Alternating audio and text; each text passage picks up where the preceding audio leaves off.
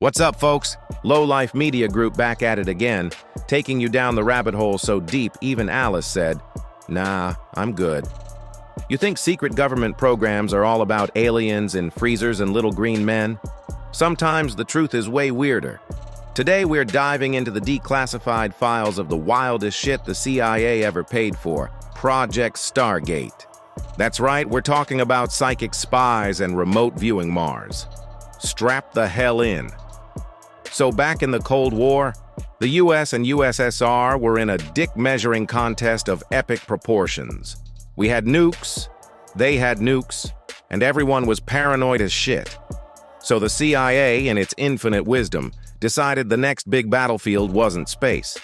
It was the mindscape.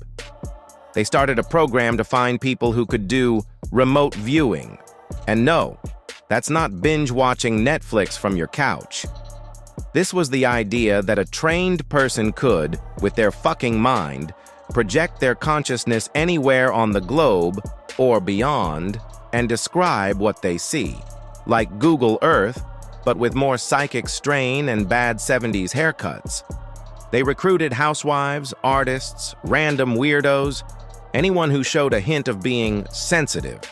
They'd put them in a dim room, give them a set of coordinates and say, "Okay, Brenda, tell us what the inside of this secret Soviet bunker looks like." And the wild part? Sometimes they were scarily accurate. They allegedly located downed planes, described hidden facilities, all from a room in Virginia. The government spent millions on this, your tax dollars at work, funding a real-life X-Men Academy. But hold up, it gets crazier. Because some of these viewers didn't just stop at Earth, the target coordinates got interstellar. We're talking about a session now known as the Mars task.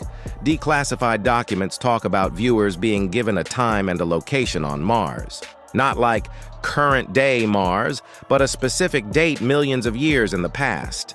And the shit these viewers described? It wasn't just red rocks and dust.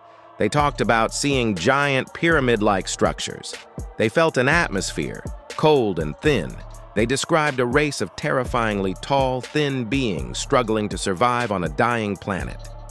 Some even claimed to see a huge, catastrophic event, an asteroid impact or something, that wiped everything out. Let me be clear. This is where the government file ends and the real tinfoil hat party begins. Because the official line is, this was just an experimental exercise. But why the hell would you use your multi-million-dollar psychic spy program to look at a barren rock millions of years ago? Unless you thought there was something there to find. It makes you wonder if they weren't just training spies, but fucking time-traveling archaeologists. So, what's the verdict?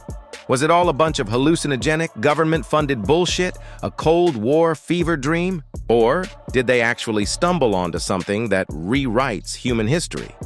The program was officially shut down in 1995, deemed not sufficiently reliable. But come on. You don't spend 20 years and truckloads of cash on something that never worked. Maybe they realized that knowing the truth, that we might not be alone, or that we're the descendants of some Martian refugee camp, was a can of worms nobody was ready to open. So they boxed it up, called it a weird science experiment, and called it a day. The real mindfuck isn't whether psychic powers are real.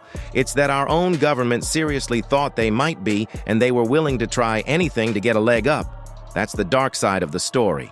Not little green men, but the sheer unhinged desperation of power.